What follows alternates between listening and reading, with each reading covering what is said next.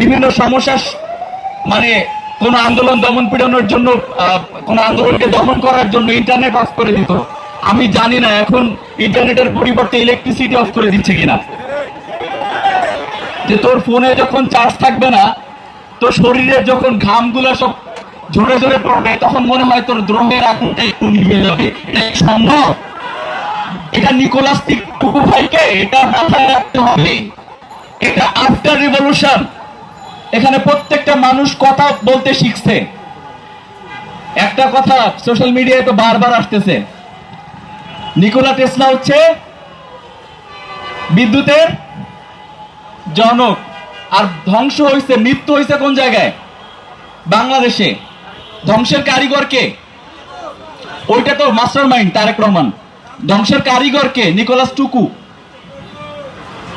বাংলাদেশের বিচার ব্যবস্থা ধ্বংসের কারিগর কে? সংবিধান সালাউদ্দিন আহমেদ। তাই ইনকিলাব মঞ্চের যারা আছেন, আমাদের সহযোদ্ধা ভাইরা, আপনাদের এই সংগ্রাম জারি থাকুক। আমরা যত দূরেই থাকি না কেন আপনারা জানাবেন, আমরা দূর দূর থেকে আমরা এসে আমরা অংশগ্রহণ করব অবশ্যই। এবং যারা রাজনৈতিক কর্মী আছেন, আমি আপনাদের অনুরোধ জানাবো, এখন পর্যন্ত সংসদে, নাসিরউদ্দিন ভাই বলতেছিল সংসদে কথা উঠে না। শহীদ শরীফ ওসমান হাদি আমাদের বিপ্লবের মুয়াজ্জিনকে নিয়ে আপনারা সংসদে কথা উঠাচ্ছেন না। এটার বাস্তব প্রমাণ এই যে কথা না উঠানোর যে একটা ব্যাকল্যাশ, এটা আপনারা পাইছেন কিন্তু 5 আগস্টে যখন গভর্নমেন্ট ডকুমেন্টারি দেখানো হয়েছে, সেখানে এক দফার ঘোষক হিসেবে তারেক রহমানকে দেখানো হয়েছে। আপনারা যদি কথা না বলেন, একটা সময় গিয়ে রিভলিউশনটা হয়ে যাবে বিএনপির, এবং এটার মাস্টার মাইন্ড হয়ে যাবে তারেক রহমান, এবং এটার এক দফার ঘোষক হয়ে যাবে সালাউদ্দিন আহমেদ, এটার টোটাল মেকানিজম হয়ে যাবে ছাত্র দলের। আপনাদের কিছুই থাকবে না। সো আপনারা কথা বলা শুরু করেন।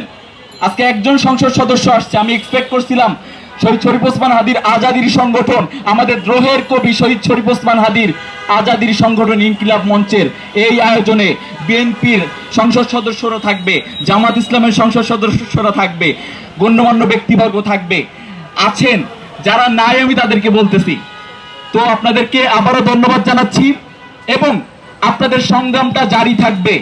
বিএনপি না, আমাদের কথাবার্তা বিএনপির এগেইনস্টে না। আমরা কথা বলবো, আমরা প্রস্তুত তুলব ক্ষমতাকে।